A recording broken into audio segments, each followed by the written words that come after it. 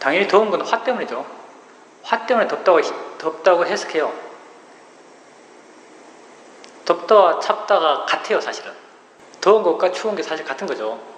보수님 아까 이제 더우면 더운 걸 관찰한다 하셨는데요. 나도 사실 그런 줄 알았어요. 저번에 한번 이야기했는데, 내가 더위를 거의 완벽하게 극복했던 건 미얀마에서죠. 미얀마 여름에, 한여름에 온도가 43도, 뭐 45도 이렇게 올라가는데, 법당하는 아마 그보다 더 더울 거예요. 왜냐하면 천정이 그냥 양철이니까. 양철에 그냥 해가 막 비추고 있으니까 양철이 정말 달걀 깨서 얹으면 그냥 지직하면서 계란 프라이가 될 거예요, 여기. 그게 바로 비쳐요, 안쪽으로. 미얀마 법당이 무슨 에어컨이에요. 양철판이 해가 완전히 비추고 있고 양철이 그냥 불같이 달아가지고 그 열기를 막 뿜어내고 있어요. 이따가 이렇게 고개 들면요, 여기가 화끈화끈해요. 들면 얼굴이 화끈화끈해요. 위에서 열기가 내려오는 열기가 느껴져가지고. 아마 법당이 그러니까 법당은 43도 넘을 것 같아요. 자동차 안에 몇 도까지 올라가요? 한 6, 70도 올라가죠. 뭐 그거하고 약간 유사하죠. 창문은 물론 열려있지만. 그런 곳에서 수행했으니까 여름에요. 얼마나 덥겠어요. 근데 정말 한여름에는 하나도 안 덥거든요. 덥다는 게 안 와닿았어요. 덥다고 해석이 안 돼요. 어떤 측면에서는요, 뭐 땀은 나죠. 몸은 정상이니까. 몸은 체온 유지하라고 땀을 내요. 근데 마음의 느낌으로는 시원하다고 느껴져요. 시원하고 상쾌하게 느껴졌어요. 한참 때는. 물론 더워가는 그 과정 속에서는 더워서 힘들다, 더워서 안 돼, 수행 안 된다 이런 인터뷰도 계속 했고, 더위 때문에 수행이 힘들다고 스스로 느꼈지만, 이제 사회도가 뭐 더운 게 문제가 아니고 싫어하는 마음이 문제다 맨날 이런 말 하시니까 그렇게 반하가면서 정말 제일 더울 때는 더위가 전혀 문제가 안 됐어요. 그래서 내 나름대로 참 내가 더위를 극복했구나, 더위를 이해했다. 더위가 물질이잖아요. 더위가 물질이 아니고 덥게 느끼게 하는 성질이 물질이에요. 그러나 더위의 물질적 측면을 내가 이해한 모양이다. 그래서 더위가 내한테 더 이상 고통이 안 되는구나, 힘들지 않구나 라고 이렇게 생각했죠. 근데 저번에 법문하다가 이게 아니라는 걸 알았어요. 왜냐하면 추우면 극복을 못하거든요. 추우면 극복을 못해요. 추우면 뭐 수행이 안 돼요. 추우면 마음도 쫄아붙어서 마음이 둔해지고 관심도 없고 내가 화인지도 모르는 화가 있는 거죠. 추위를 싫어하는 화. 불같은 강렬한 화가 아니고요. 그냥 싫어요. 그런 화가 있고 이 화를 내 마음을 둔하게 만들고, 그래서 추우면 수행이 안 되는 거예요. 그래서 생각해보니까 내가 더위를 이해한 게 아니더라고요. 만약 내가 더위를 이해했다면요, 정말 더위를 이해했다면 나는 추위를 이해했어요. 내가 더위를 이해해서 더위로부터 자유로웠다면요, 추위로부터도 나는 자유로웠을 거예요. 왜냐하면 더위와 추위는 같으니까. 물질의 특성은 똑같아요. 더위를 이해했으면 추위를 이해했어요. 이게 더위를 이해했으니까 다하기를 이해했으니까 빼기를 이해했겠지, 이게 아니에요. 다하기를 이해했으니까 빼기를 이해한 게 아니고요. 더위와 추위는 같은 거예요. 이게 유추해서 이해하는 것도 아니고요. 더위와 추위는 같은 거예요. 당연히 더위를 이해했으면요, 추위를 이해했죠. 나는 이 더위와 추위를 이해한 게 아니었어요. 알고 봤더니 난 이걸 이해한 게 아니고요, 화를 이해했던 거예요. 화를.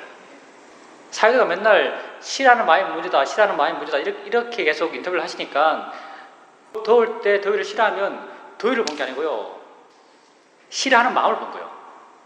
싫어하는 마음을 반항하면서 화의 특성을 이해했죠. 화낼 필요가 없다는 것, 화가 가치 있지 않다는 것, 화가 좋지 않다는 것.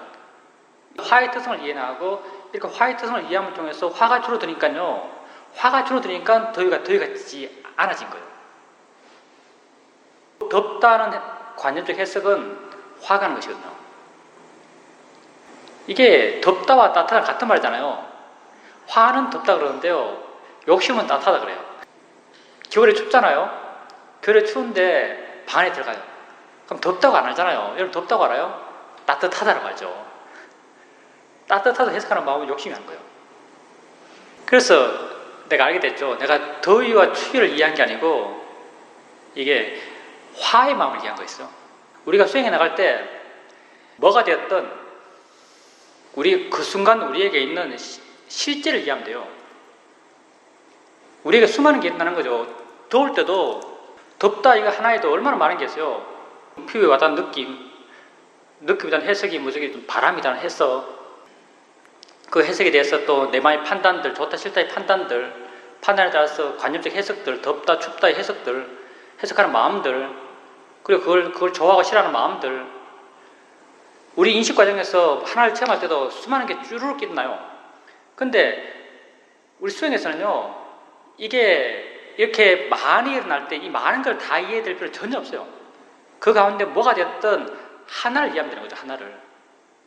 관념적 해석이면 관념적 해석, 관념적 해석에 대한 마음의 반응, 화, 욕심이 반응이면 반응, 그리고 관념적 해석을 가능하게 했던 물질의 작용과 마음의 작용, 그 물질의 작용이 바로 덥다는 거죠.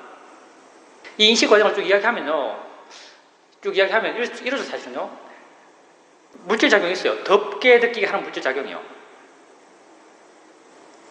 보세요. 덥다 춥다 같다는 말 이해해요? 예, 화대의 성질로 같거든요. 덥게 느끼게 하는 성질이 있어요. 물질의 성질이죠. 덥게 느끼게 하는 물질의 성질이 있는 거죠. 이게 우리에게 와요. 물질의 작용으로 오는 거죠. 왔을 때 인식 과정을 쭉 펴면요, 왔을 때 아는 마음이 가서 부딪혀요. 아는 마음이 가서 부딪히는 거죠. 이 부딪히는 걸 촉이라는 거죠. 딱 부딪히고 난데 촉이 있으면 이게 느낌을 만들어내죠. 느낌이 만들어지면은 느낌을 통해서 우리가 이건 뭐 찹다다, 이건 더운 거다, 이건 바람이다, 이건 촉을 통해서, 느낌을 통해서 어떤 해석이 있나요? 해석 다음에 그 해석에 대해서 좋아하는 마음, 싫어하는 마음, 집착, 가래 이런 게 일어나는 거죠. 이게 우리 마음의 인식의 과정이죠. 인식 과정을 설명하는 게 이제 12연기의 설명이고요. 이런 인식 과정에서 그 과정 가운데서 뭐를 이해도 우리에게 고통을 줄 수 있는 요소는 약해져요. 이 과정에서 뭐를 이해도. 우리가 이 과정에서 주로 이해하는 건 두 가지죠. 보통 일반적인 수행에서 이 과정에서 가장 일반적인 수행 주제는 화죠, 화. 덥다로 한다면은 화를 반응하는 거죠. 화도 이 인식 과정이 하나고요. 화를 반응하게 되고, 우리 수행은 뭐 보죠? 이 과정에서 뭐를 주되게 봐요? 예, 우리는 아는 마음을 주되게 봐요. 우리는 여기서 이게 덥게 느끼게 하는 물질의 성질이 있을 때 그것과 함께 부딪히는 아는 마음, 물질과 함께 있는 아는 마음, 그걸 인지하고 있는 아는 마음, 이 아는 마음을 보는 거죠. 아는 마음을 보는 이유는 아는 마음이 다른 것보다 훨씬 더 보편적이니까. 화는 화났을 때 있는 거잖아요. 별로 화났을 때만 존재하는 거죠. 화는 그렇게 크게 보편성이 있지 않죠. 근데 아는 마음은요, 왜 우리가 아는 마음을 주된 수행 대상 삼냐하면, 아는 마음은 우리가 찬 것을 알 때든 따뜻한 걸 알 때든 무거운 걸 알 때든 움직이는 걸 알 때든 모여있다는 걸 알 때든 뭐 화를 알 때든 뭐 바람을 알 때든 보이는 산을 알 때든 우리가 이 순간 뭐를 아는 순간 언제나 있는 게 아는 마음이죠. 그래서 그 어떤 수행 주제보다요, 아는 마음은 보편적이에요. 그래서 우리는 아는 마음을 주된 수행 대상 삼아서 수행해 나가는 거죠. 이 과정에서요, 뭐를 이해도 우리의 고통의 문제는 줄어들어요. 화의 문제는 줄어드는 거죠. 이게 더위라면 우리가 삶에서 고통받고 고통의 문제를 해결하기 위해서 이렇게 수행해요. 불교가 그 많은 어떤 뭐 도덕적 가르침, 뭐 철학적 가르침 이런 것들도 하나같이 다 그 인간 삶의 문제를 근본적으로 해결하기 위한 노력들이겠죠. 많은 가르침이 있겠죠. 이렇게 뭐 삶을 어떻게 봐라, 삶을 어떻게 봐야 된다. 주변 지식은 별로 없지만 다 그런 이야기겠죠. 심지어는 과학까지도 그렇잖아요. 뭐 과학도 과학 자체를 위한 과학도 있겠지만 과학도 어떤 측면에서는 인간 복리, 인간 복지, 인간 행복을 위해서 존재하는 거잖아요. 거기서 수행해서 그 몸을 낫게 하는 방법은 수행에서 없어요. 수행 그 자체가 뭐냐면요, 수행이라는 것은요, 우리에게 알아진 삶의 체험, 우리에게 알아지는 삶의 체험을 바르게 보려는 노력이에요. 그리고 이렇게 바르게 봐나갔을 때 우리는 그런 삶의 체험으로부터 덜 고통받아요. 더위 같은 경우 더울 때 덥다고 알아가요. 덥다는 걸 이제 다인이치로 대상으로 바르게 알아가는 거죠. 이렇게 덥다는 걸 자연이체 대상으로 바르게 알아가게 되면 덥다는 것부터 마음 물러나게 되고 가벼워지고 자유로워지면서 덥다는 것부터 덜 고통받아요. 마찬가지로 보살님 몸의 반응 또한요, 보살님에게 알아지는 거예요. 보살님에게 그런 몸의 반응이 알아지니까 보살님이 이렇게 말할 수 있는 거죠. 몸의 반응이 어떻게 안 일어날까요? 그럼 이게 수행 파트가 아니에요. 이건 어떤 의학적 파트죠. 수행 파트는요, 몸의 반응이 일어나잖아요. 몸의 반응이 일어나면 이 몸의 반응이 보살님에게 알아져요. 그리고 이 몸의 반응으로 인해서 보살님이 고통받아요. 그럴 때 보살님이 어떻게 대처해야 되는가 그것은 수행이 제시해주죠. 그걸 어떻게 봐야 하는가. 몸의 반응이 있으면요, 보살님이 그 반응에 대해서 여러 가지 이름을 짓고 있겠죠. 무슨 냉방병이라든지 두통이라든지 이름을 짓고 있잖아요. 이름 이전에 뭐가 있냐면 이게 느낌이거든요. 그게 어떤 이름을 가진 반응이 됐든요, 기본적으로 느낌이에요. 보살님이 느낌에 이름 지어서 이런 여러 가지 증상을 이야기하는 거죠. 보살님에게 실제 있는 건 느낌이에요. 그 느낌에 대해서 머리가 지근거린다, 무슨 어깨가 아프다, 이렇게 이름 지을 뿐이죠. 실제 느낌이죠. 느낌의 어떤 관념화가 번화되면서 그런 이름들이 지어졌어요. 그때 보살님이 어떻게 알아야 되냐면요, 느낌을 단지 느낌으로 알아야 돼요. 느낌을 자연이치다 대상이라 바르게 알아야 돼요. 이게 수행의 방법이고요. 이 체험 자체를 바꾸는 게 아니에요. 우리가 대상을 바꾸지 않는다 하죠. 대상을 어떻게 하지 않는다고 하잖아요. 똑같은 말이에요. 보살님 몸에 일어나는 것은 어쩔 수 없어요. 그건 그 나름의 조건이 있어서 그 나름의 원인이 갖춰져서 그렇게 생긴 거죠. 근데 이렇게 생겨난 것을 어떻게 봐야 할 것인가는 수행이 말하는 거죠. 수행은요, 이것을 자연이치고 대상이고 수행으로서 알아야 될 것으로 알아가라고 해요. 느낌으로 알아보세요. 그러면 있어도 물론 느낌은 안 됐어요. 그게 뭔지 모르잖아요. 느낌으로 이렇게 알게 되면요, 일어나는 것부터 보살님 마음은 그 아는 힘만큼 자유로워져요. 덜 고통받는 걸 제시하는 것, 이게 불교예요. 그리고 어쩌면은 물론 그 보살님 몸 내적인 메커니즘 때문에 그렇게 될 수도 있고요. 또 한 측면 뭐가 있냐면요, 보살님이 그런 체험을 여러 해 했잖아요. 에어컨만 틀면 몸이 안 좋아지고 에어컨만 틀면 몸이 안 좋고 이렇게 이런 체험을 여러 해 했잖아요. 마음이 거기에 익숙해질 수도 있거든요. 그렇게 냉방병은 이제는 없었을 거잖아요. 에어컨 틀면서 생겼죠. 그게 보살님 그 원인이요, 보살님 몸의 내적 메커니즘 때문에 생길 수도 있고요. 또 하나의 가능성이 뭐냐면 보살님 마음에 생겨난 시스템 때문에 생길 수 있어요. 보살님이요, 에어컨 바람을 쐬면은 이런 증상이 일어난다고 마음이 믿을 수 있어요. 보살님이 에어컨 바람을 쐬는 순간 아프겠구나라고 마음이 믿을 수 있어요. 보살님이 의식하든 의식하지 않든. 이게 사이도 본문에 나온 말인데, 사이도한테 어떤 수행자가 수행하러 왔어요.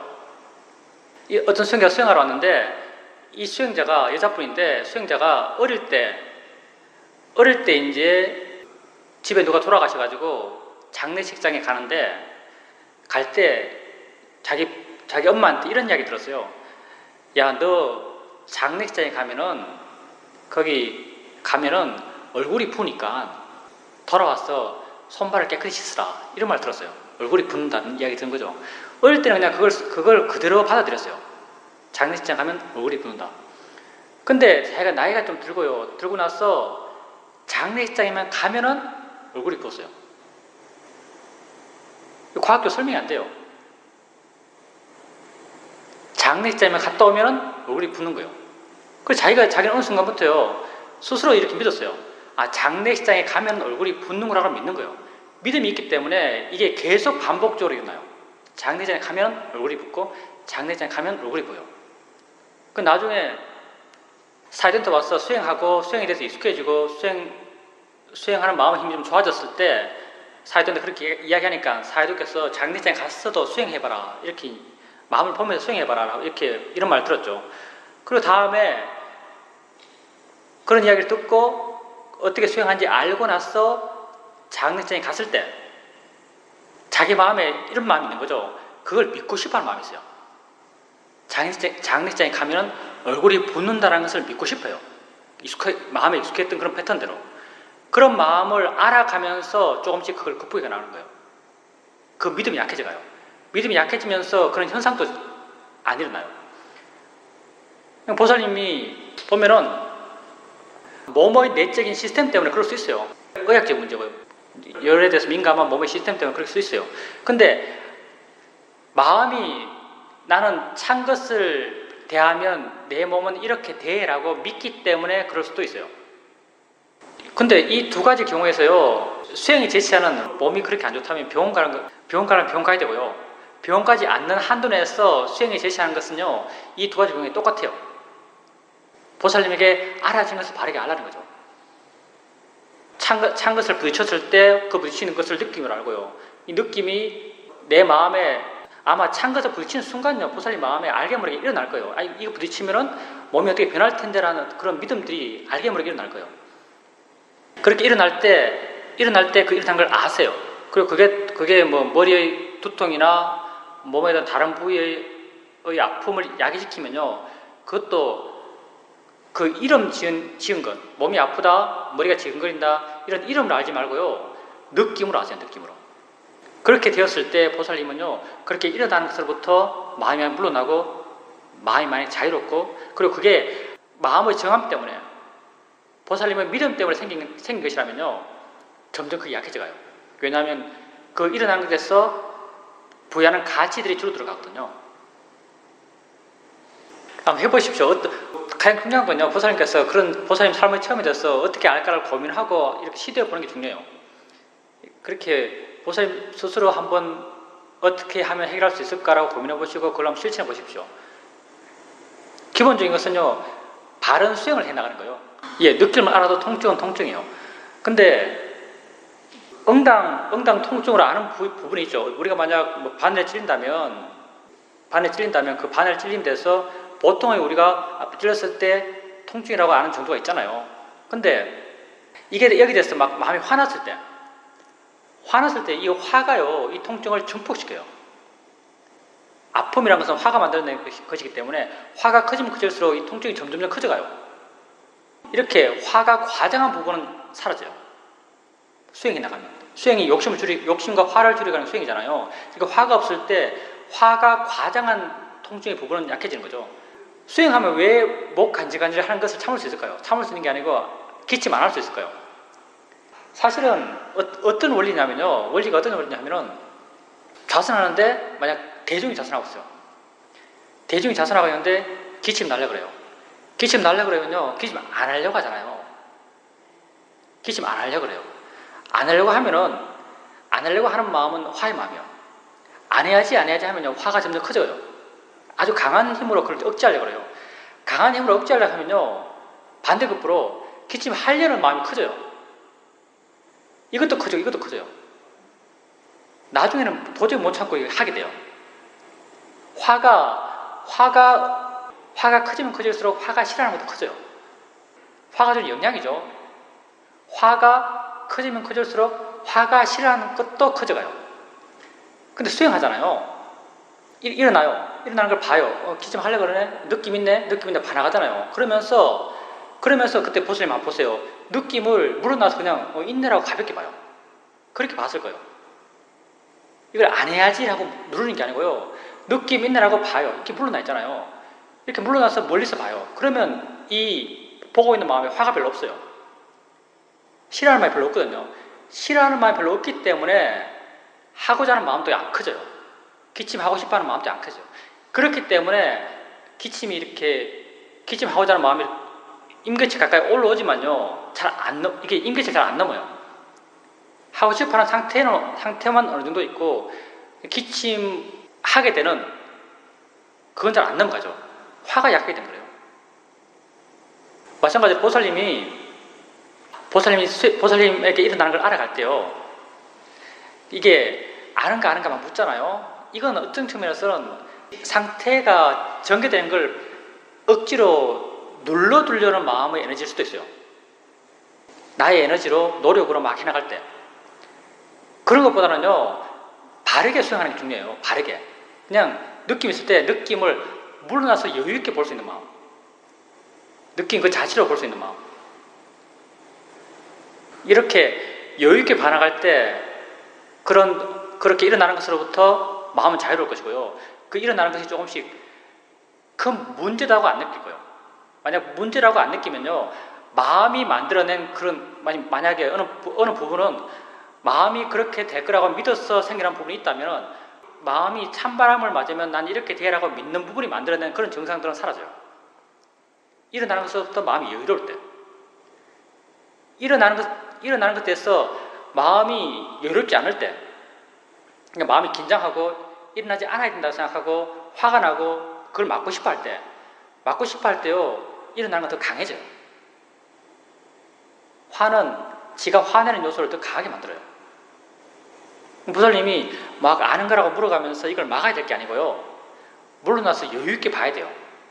느낌이네라고 바르게 수행하는 어떤 방식으로 여유있게 보는 것, 그게 중요하죠.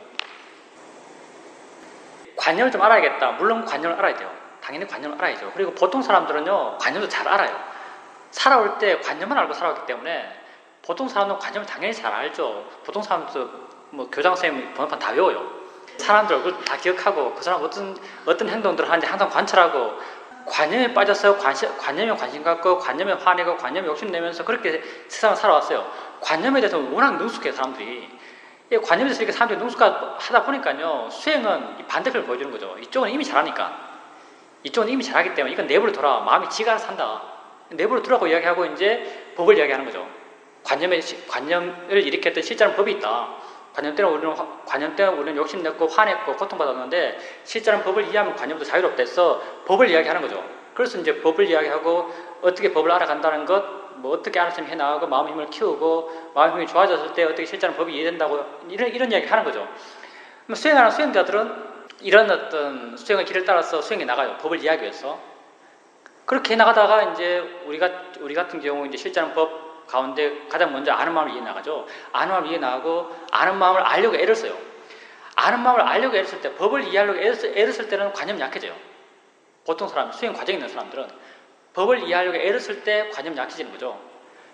이때 관념이 희미해지고 이제 보살님 같은 경우 이제 법을 이해하니까 관념이 희미해질 수 있어요. 이렇게 희미해져요. 희미해지는데 예를 들면 이런 거죠. 책을 읽으면서 읽는 게 마음이다. 읽고 있다고 알려고 해요. 실제는 법을 알려고 하죠. 읽는 게 마음이다. 마음이 읽고 있다고 이해하면서 책을 읽으면요. 책 내용이, 책에 대한 이해도가 뚝 떨어져요. 관념이 약해지는 거죠. 근데 이제 이게 법을 이해하려고 그러고 법을 이해하려고 이렇게 계속 해나가는 과정에서 법에 대한 이해가 좀 깊어져가요. 법에 대한 이해가 깊어지면 깊어질수록요. 법을 그렇게 애써서 이해하려 안 그래요. 처음에 법을 애써서 이해하려 할 때는요. 관념은 많이 약해져요. 근데 법을 애써서 이해할 마음이 점점 약해져 갈 때 관념은 점점 드러나게 돼요. 법을 이해하려는 애쓰는 마음이 점점 약해져 가면서 관념도 점점 분명해져 가요. 그 나중에는 법에 대한 이해가 아주 분명해지면요. 법을 이해하려고 애 안 써요. 그냥 법에 대한 이해가 마음에 그냥 있어요. 이럴 때 법에 대한 이해도 분명하고 관념도 분명해요. 근데 이렇게 되었을 때는요. 그냥 보살님께서 말했던 관념도 알아야겠다고 하는 것과 약간의 수준이 다르죠. 왜냐하면 관념 자체의 의미를 부여하고 관념을 알아야겠다 생각할 때는요. 관념에 많이 가치 부여해 있고 관념에 따라서 욕심과 화의 마음이 쉽게 일어나고 집착도 쉽게 일어나고 이런 가능성이 없지 않은데요. 법에 대한 이해가 명확해져서 그게 깊어져서 법으로부터 자유로울 때 꼭 법을 이해하려고 애쓰는 마음을 일으킬 필요가 없을 때는요. 관념도 명확하게 드러나 있지만 이 관념은요. 아주 자유로운 상태에서 관념을 알아요. 관념도 아주 명확해요. 분명히 알아요. 근데 이 관념은요. 아주 자유로운 상태에서 알아지는 관념이에요. 이 관념으로부터 관념의 내용들, 형상들, 그게 뭔지 이런 것에 대해서 내가 명확히 알지만 여기 대해서 내가 욕심과 화로부터 자유로워요. 고통받지 않으면서 관념을 아는 거죠. 수행에서 실제와 관념은 이렇게 전개되어 나가죠. 실제에 대한 이해가 명확하기 때문에 실제를 이해하려고 애쓸 필요가 없고 이렇게 애쓰는 마음이 없을 때 관념도 명확해져요. 근데 이때 알아야 되는 관념은요. 자유로운 상태에서 알아지는 관념이요. 그냥 단지 자유로운 게 아니고요. 관념이 삶의 내용이라면 이 삶의 내용에 대해서 내가 어떻게 행동해야 되고 어떻게 판단해야 되고 어느 방향으로 나아가야 된다는 것도 명확해요. 지혜는 하나의 마음의 성질이요. 하나의 마음의 성질이요. 그 지혜가요. 그 지혜의 대상이 관념되었던 실제는 법이 되었던 지혜는 똑같아요. 관념에서 당연히 지혜가 작용해요. 관념에 지혜가 작용할 때요. 그때도 지혜가 하는 역할은 똑같아요. 관념적 내용으로부터 마음을 자유롭게 만들어요. 사람들은 이걸 갖고 이제 자유로움에 표현하지 않고 마음이 편해졌다, 마음이 평온해졌다 이런 표현을 많이 하죠. 삶의 상황에 대해서 바르게 생각하면요, 삶의 상황에 대해서 마음이 편해져요. 이게 지혜거든요. 이렇게 편해진 지혜나 법을 이해했을 때 법으로부터 마음이 물러나는 마음, 이 지혜나 지혜라는 것은 똑같아요. 지혜의 대상이 다를 뿐이지. 우리 삶의 모든 상황 속에서 만병통치약이라고 할 수 있어요. 가장 아주 보편적으로, 극단적으로 보편적으로 삶을 좋은 쪽으로 변화시켜 나가는 게 수행이라고 할 수 있어요. 보세요, 수행에 나가고 이제 실전 법에 대한 이해가 좀 생겨나고 그러면서 그런 이해를 갖고 있는 마음으로 관념을 봐나가잖아요.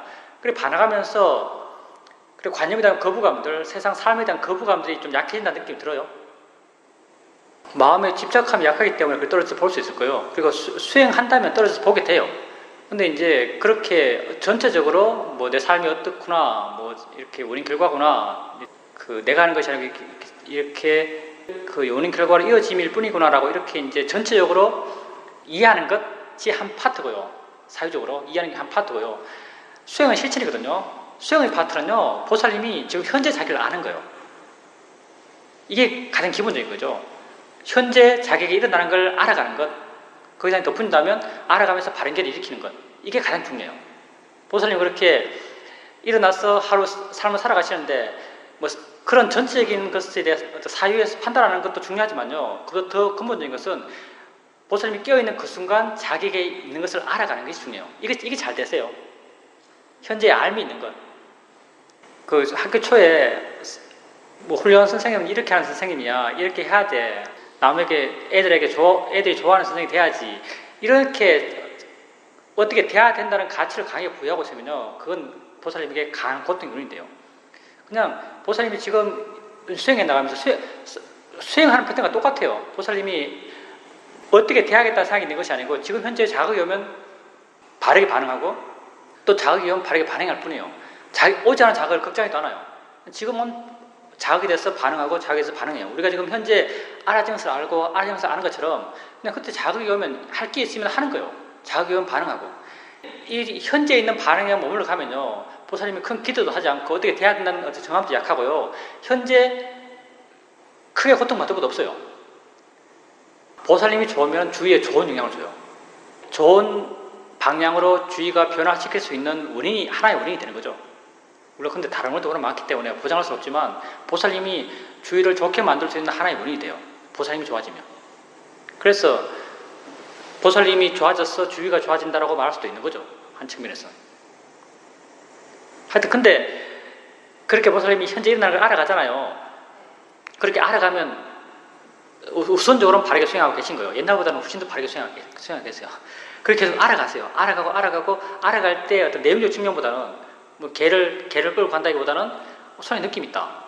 내가 걷는다보다는 발에 느낌이 있다. 무슨 소리다보다는 듣는다. 어떤 내용의 생각보다는 생각이 있다. 이렇게 그냥 6가지 감각기관의 그 기능, 고유한 그 기능대로 알아가는 거예요. 그렇게 알아가는 게 법을 이해하는 방향으로, 법을 좀 더 쉽게 이해할 수 있는 방향으로 알아가는 것이고요. 이렇게 알아가는 것이 이제 좀 자연스러워지고 해나가다 보면 조금씩 이어져 갈 거예요. 이렇게 이어져 나가는 게 중요하고요. 알아차림이 이어진다면 이 알아차림은 바른 알아차림이에요. 바르지 않은 알아차림은요, 이어질 수가 없어요. 그렇게 알아차림이 이어지게 해나가시고요. 그리고 또 하나는 그렇게 알아가면서 바른 견해를 일으키세요. 가끔 자연이치야? 대상이야? 알아지는 것에 대해서 바른 견해라는 게요, 보살님이 뭘 보면서 바른 견해를 가져야겠구나라고 생각하는 건요, 상당히 인위적이에요. 마음을 조작해서 뭘 만들려고 그러는 거죠. 이건 좀 억지스럽고요, 나의 개입이 너무 심해요. 보살님께서 이게 보여주는 걸 보면서 자연의 이치할 때요, 자연의 이치한 지혜가 있으면 마음이 바르게 돼요. 바른 마음이 되려고 애쓸 필요 없고요, 내가 보여준 것에 대해서 이것을 내가 자연의 이치로 이해하면요, 그 이해가 내 마음을 바르게 만들어요. 보살님이 해야 될 것은 마음을 바르게 만들려고 하는 것은 별로 안 좋거든요. 의지적으로 하면 좋잖아요. 이게 중요한 게 아니고요, 이거 그냥 되어지는 것이고요. 보살님이 의지적으로 해나가야 될 것은 보살님에게 알아진 것을 이해하려고 하는 것, 이걸 하셔야 돼요. 보여진 거 있으면 저거 자기네 이치지 라고 이해하려 하세요. 그게 이해하려는 그 마음이 이미 좋은 마음이고, 그게 이해되면요 이미 뒤에 있는 수행하는 마음, 지켜보고 있는 마음은 좋은 마음이에요. 좋은 마음을 따로 떼어놔서 이 마음을 좋게 해야지라고 하면요 뭔가 억지스럽고 인위적이에요. 소리 들리면은 그 자연의 이치지라고 소리가 자연의 이침을 이해하려고 할 뿐이에요. 그게 이해되는 순간 이미 마음은 좋아요. 근데 그렇게 해도 좋아요. 삶에서 학생이 문제를 일으켜요.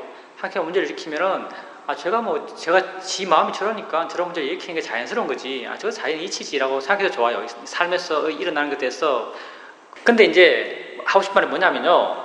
이제 삶의 내용에 대해서 자연의 이치라고 말할 수도 있어요. 그렇게 마음에게 자연의 이치의 방향을 제시해주면요 마음은 편해져요. 내가 개입하려는 의지가 약해지니까 마음이 편해지죠. 근데 이제 우리가 이게 말을 쓰죠. 자연의 이치란 말 써요. 자연의 이치란 말은요 모아라는 말이 다른 표현이에요. 우리 모아 대신 쓰는 게 자연의 이치예요. 모아 대신 쓰는 게 자연의 이치거든요. 그러면 애가 문제를 일으켜요. 저게 뭐하지라고 하면 안 받잖아요. 우리가 수행에서 말하는 자연의 이치는요, 이것도 물론 다 자연의 이치를 할 수 있어요. 오는 게 결과예요. 구름이 시커매지면 비가 와요. 자연의 이치예요. 이것도 자연의 이치를 말할 수도 있겠지만요, 자연의 이치를 모아라는 좁은 의미로 쓴다면 우리 무상권 모아의 바른 견해로 반항하는 게 수행이죠. 모아 대신 쓰는 게 자연의 이치예요. 그래서 사실은 우리가 이 수행에서 쓰는 자연의 이치는요, 내 몸과 마음에서 일어나는 내 알마에 일어남이 자연의 이치예요. 보살님께서 자연의 이치라고 바른 견해 일으켜 줄 때요, 내 몸과 마음에서 일어나는 알마의 일어남에 대해서 자연의 이치라고 바른 견해 일으켜 주세요. 화가 알아지잖아요. 알아지는 게 자연의 이치예요. 보살님에게 알아지는 게 자연의 이치죠. 학생이 막 문제 일으키는 학생이 있잖아요. 그러면 걔가 보여지는 게 자연의 이치예요. 가서 거기 있는 뭐가 자연의 이치가 아니고요, 내게 일어나는 게 자연의 이치예요. 문제 일으키는 학생 생각이 일어나요. 생각이 일어나는 게 자연의 이치예요. 보살님에게 일어나는 게 자연의 이치죠. 이렇게 자연의 이치라고 알아갔을 때 보살님에게 일어나는 그 알무로부터 마음은 물러나게 되고요. 이렇게 마음이 물러났을 때 그 일어남의 실제에 가깝게 접근해 나가고요. 이게 법이죠. 실제를 조금씩 이해해 나감으로써 그런 것으로부터 마음은 자유로워요. 보여지는 것으로부터, 들려지는 것으로부터, 생각되어지는 것으로부터 마음은 조금씩 자유로워져요. 보살님이 자연의 이치란 말을요, 보살님 몸과 마음에서 일어나는 것, 알아지는 것에 대해서 이렇게 일으켜 주세요. 지금 보살님께서 아마 보여지는 것은요, 다른 수행 대상보다 훨씬 더 이해하기 힘들어요. 보살님이 지금 보여지는 것에 대해서 알아침할 수 있는 이유는 마음에 대해서 조금 이해했기 때문에 가능할 거예요. 보는 것에 대해서 알아침하기 위해서는요, 실제라는 법을 이해했을 때만 가능해요. 보는 게 마음이라고 이해했을 때만 보면서 알아침할 수 있어요. 이걸 이해하지 못하면요, 보면서 알아차림하는 것과 알아차림하지 않는 게 별로 구분이 안 돼요. 근데 마음을 이해하면서부터 알아차림하는 것과 알아차림하지 않는 것이 구분되기 시작해요. 보살님에게 지금 알아차림하는 것과 알아차림하지 않는 것이 봄에 있어서 구분된다면요, 그건 보는 마음을 이해했기 때문에요. 그 보살님 마음에 많이 와닿는 것은 마음에 관심이 크니까요, 알아차림하기도 쉬워요. 봄에 만약 관심이 있다면요, 봄을 알아차림해 나가면서 가끔 자연의 이치다, 대상이다, 바람견을 일으켜주고 이렇게 해나가 보십시오. 우선 지금 하는 것처럼요, 그렇게 보살님에게 일어나는 걸 알아가는 거예요. 그게 알아차림이고요. 내용적으로 알아가는 게 아니고. 예, 그렇죠. 다 보살님 안에서 일어나는 거예요. 그렇게 일어나는 걸 알아가면서 가끔 자연이치다, 대상이다, 바람견을 일으켜주고, 그 알아가는 것이 가볍고 활기차게 알아가고, 나중에 점점 알아지는 것으로부터 마음이 물러나고, 알려고 애쓰지 않아도 여러 가지가 알아지고, 이렇게 점점 힘이 좋아져가요. 이렇게 힘이 좋아져가면 이제 아는가 물어보고, 안다는 게 확인되고, 표준할 때 보면서 보내라고 이해했잖아요. 예, 봄이 똑같은 말이에요. 봄이 있다나 보내라고 이해한 게 똑같은 말이에요. 그 실체가 있는 게 아니거든요. 봄이 있다고 이해한 게 곧 보는 마음을 이해한 거예요. 똑같이 알미 있다고 이해하는 거나 안다고 이해하는 거 똑같은 말이에요. 이것처럼요, 보살님이 알 때 안다는 이해를 할 수 있어야 돼요. 본다고 이해한 것처럼, 보는 것은요, 아는 것에 특별히 이름 붙여서 본다고 이름 지은 거예요. 듣는다고도 마찬가지. 보는 것도 안다와 이렇게 치환할 수 있어요. 안다는 말이나 본다는 말이 눈에서 아는 게 보는 거예요. 귀에서 아는 게 듣는 거고요. 그렇게 이제 알아진 것을 알아가면서 아는가 물으면서 아는 마음을 확인해 보십시오. 그게 알아짐 하면서 말하는 거예요. 보살님 마음이 그만큼 여유 있기 때문에, 마음의 역량들이 늘어났기 때문에, 옛날에는 하나 하면 하나만 했지만요, 하나만 했어요. 이 하나에 집착했기 때문에, 하나를 열심히 하려고 했기 때문에. 근데 이 하나에 대해서 마음이 떨어지고 마음이 자유로워지면요, 이 하나만 할 수 있는 게 아니고 여러 가지 것을 할 수 있어요. 하나에 대한 선입견이 약해지면요, 하나만 할 수 있는 것이 아니고 다른 것 다 함께 할 수 있는 거죠. 보살님께서 지금 나랑 이야기하면서 몸을 알 수 있는 이유는요, 나랑 이야기하면서 이야기를 어떻게 해야지, 말을 얼마나 깊이 이해해야지, 이런 애씀이 별로 없기 때문에 가능해요. 애씀이 없는 마음이 곧 물러나는 마음이고요. 우리가 수행해 나가면서 기본적으로 갖춰 나가는 마음이 곧 이렇게 알아지면서 또 물러나는 마음이에요. 이렇게 많이 물러났을 때 마음의 역량은 커지고요. 하나만 하는 것이 아니고 다른 것도 함께 할 수 있어요. 점점점 많이 알아요. 점점점 내 전체를 알아가는 거죠. 그렇게 되어 나갔을 때 내 실제 모습들, 우리가 말한 법에 대한 이해가 좀 더 깊이 생겨날 수 있는 마음의 조건이 되어 나가요.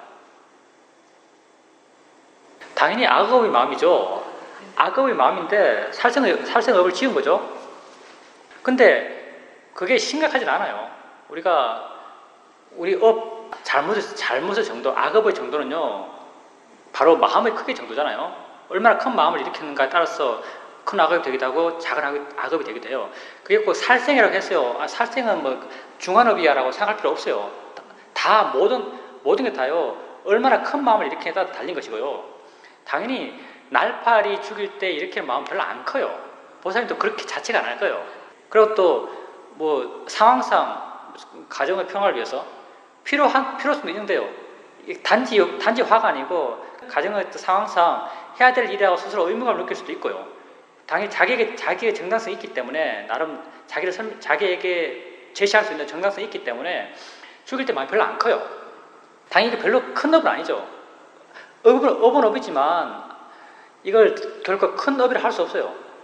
내가 생각해 이 정도 업은요, 길 가다가 휴지 버리는 업보다 더 적을 것 같아요. 길 가다가 휴지 버리잖아요. 휴지 버릴 때 이거 버리면 안 되는지 하면서 눈 두리번두리번 하면서 들고 있기 못한 거 있잖아요. 뭐 냄새 나는 거 차에 둬야 되는데 차에 냄새 날 것 같은 걱정이 들고 하니까 가다가 두리번두리번 하면서 버리잖아요. 예, 이때가 더 사실은 큰 마음이에요. 남 시선 신경 쓰면서 남 볼까 하는 생각하면서, 그 자체로 보면은 뭐 죽이는 것도 아니고 그냥 휴지에 버린 것이고, 버렸을 때 어쩌면 이게 쓰레기가 음식물이라서 버려지면 자연의 진을 해도 안 되고 그냥 지가 썩어갈 거예요. 그때도 내 마음은 크게 나거든요. 귀에 신경 쓰면서 이 업보다 날파리 죽이는 업이 더 작아요. 왜냐하면 큰 마음을 안 일으키니까. 그러니까 그게 약간 우리가요, 업을 지을 때도요, 현명하게 줄 필요가 있어요. 어떻게 짓냐면요, 우리가 살생업이잖아요. 살생업의 구성 요소가 있는 거죠. 뭐 살아있는 것일 것, 뭐 죽이려고 마음을 낼 것, 죽이려고 행동이 있을 것, 결과로 죽을 것, 이런 어떤 다양한 요소도 있는 거죠. 보살님이 죽인 대상을요, 그 대상을 확인하면서 죽이는 것은요, 명백하게 살생업을 지어요. 아주 명백하게. 근데 보살님이 죽이는 대상을 안 보고 요즘 과학문명이 많이 발전했다는 장치 같은 거 있잖아요. 장치를 켜주잖아요. 켜주는 것은 이건 살생업이 아니라고 생각해요. 나는. 향기 나게 하는 거, 이런 것들. 전기매트 같은 거 있잖아요. 전기매트 같은 거 하잖아요. 전기매트 같은 거 할 때 우리가 먹이 죽여야지, 저놈 죽여야지라는 말 별로 안 해요. 그냥 이건 수돗물 쓰듯이 그냥 하는 거예요. 이건 난 살생업이 아니라고 생각해요. 전기매트 켜는 건 살생업이 아니라고 생각해요. 왜냐하면 내가 대상을 알잖아요. 대상을 알면서 저 대상을 죽여야지라는 마음을 안 내요. 그냥 전기 꽂고 이거 그냥 전기 스위치만 올리는 거죠. 전기 스위치 올릴 때 내가 뭘 죽이겠다는 마음을 안 내거든요. 그냥 스위치 올리는 거 필요하니까. 그렇게 되었을 때는요, 살생업을 안 짓는 거예요. 내 판단은 그래요. 내가 뭐 살아있는 걸 보는 것도 아니고, 그걸 확인하고 그 대상을 향해서 죽이려는 마음을 일으키는 것도 아니고, 스위치만 켜는 거예요. 스위치 켤 때 그렇게 죽이려는 마음이 없어요. 그냥 켜는 거지. 이렇게 만약에 업을 지어야 한다면요, 이렇게 지는 게 좀 더 현명한 것 같아요. 그런 면도 사실이 있습니다. 우리가 세상 살아가는데 그게 반드시 해야 될 일이 있는 거죠, 사실요. 우리가 세상 속에서 함께 살 수 없는 존재들 많잖아요. 목욕 어떻게 같이 살아요? 뭐 집에 지네하고 같이 못 살잖아요. 그럼 그 어떻게 처리를 해야 되죠, 당연히. 우리가 일상의 삶을 살아가기 위해서 처리를 해야 돼요. 당연히 이제 그런 역할이 있을 수 있고요. 뭐 죽인 일을 할 수 있는 것이고요. 죽인 일을 할 때 가급적이면 작은 업을 짓는 방법을 생각해 보는 게 중요해요. 작은 업을 짓는 것. 강한 업을 짓는 것보다. 필요하다면 해야죠. 뭐 반드시 하지 말아야 된다는 건 아닌 것 같아요. 그리고 수행에 있어서도, 수행하는 데 있어서도 그런 게, 그거 하면 뭐 수행에 있어서 아주 큰 장애가 된다라고 생각할 필요도 없어요. 그걸 행하면은 수행에 결정적 장애가 되는 건 세상에 다섯 가지밖에 없어요. 오악제인지 오역제인지 하는 거 있죠. 뭐 엄마 죽이고 아빠 죽이고 부처님 뭐 피내고 상가 분열시키고 아란 죽이고, 이 5가지 이외의 모든 것은요 제한적이에요. 영향을 주는 게 마음의 크기에 따라서. 그러니까 뭐 살아가는데 어쩔 수 없는 경우가 있을 수 있죠. 뭐 죽인다 하더라도. 그렇다면 죽이되 가급적 작은 마음을 내면서 죽이라는 거죠. 기구를 이용하는 게 제일 좋아요. 내가 생각하기에는 기구를 이용하는 게. 싫으니까 화나는데요, 뭐가 싫었냐면 그 사람이 싫었죠. 보살님께서 그 사람 말할 때 저 사람이 왜 저렇게 말을 많이 해? 저 사람이 저렇게 매너 없이 배려하지 않고 자기 말만 저렇게 큰 소리로 그렇게 이야기해야 상대편이 싫어할 수도 있는데, 이렇게 생각하면 화가 나는 거예요. 그럼 어떻게 화가 안 날까요? 소리로 듣는 것도 한계가 있죠. 왜 한계가 있을까요? 왜 한계가 있냐면요, 사전 전제가 있기 때문에 그래요. 어떤 전제인가? 이 상황에서 저렇게 이야기하면 안 된다는 전제가 있어요. 이 상황에서 저 사람처럼 저렇게 말 많이 하면, 큰 소리로 말 많이 하면 안 된다는 가치가 이미 서 있어요. 이미 가치가 서 있는 상태에서 소리 하잖아요. 그럼 안 돼요. 처음 좀 되는다 하다가 금방 넘어가 버려요. 이 전제가 무너지지 않은 이상. 그러면 사실 가장 큰 원인은 이 전제거든요. 양식 있는 사람은 이런 상황에서 저렇게 이야기하면 안 돼라고 한 전제가 가장 큰 원인이에요. 이게 가장 큰 뿌리예요. 화가 나는 뿌리. 그럼 보사님 다음에 어떻게 해보냐면요, 저렇게 말하는 건 저 사람이 아니고 저 사람 마음이 저렇게 하는 거야. 저 사람 마음이 어떨까? 저 사람이 어떤 마음으로 저렇게 말하고 있을까라고 생각해봐요. 방향을 마음으로 한번 돌려보세요. 그러면요, 보사님 마음이 아주 가벼워져요. 그 사람 마음이 별로 좋지 않다고 알거든요. 들뜨고 흥분해서 저렇게 한다는 걸 알아요. 들뜨고 흥분한 마음 상태가 어떤지 보사님이 대충 알죠. 자기를 관찰해 왔기 때문에. 들뜨고 이렇게 흥분한 마음이 결코 행복한 마음이 아닌 줄 알아요. 그 마음 자체가 고통받는 마음인 줄 알죠. 저 사람이 들뜬 마음으로, 흥분한 마음으로 저런 말을 한다라고 이해해요. 마음이 저렇게 한다고 이해하면요, 그 사람 하고 있는 것을 용납할 수 있는 마음이 생겨나요. 그 사람이 하는 게 아니고 마음이 한다는 이야기가 있으면요, 충분히 용납할 수 있어요. 다음에 한번 해보세요, 보살님.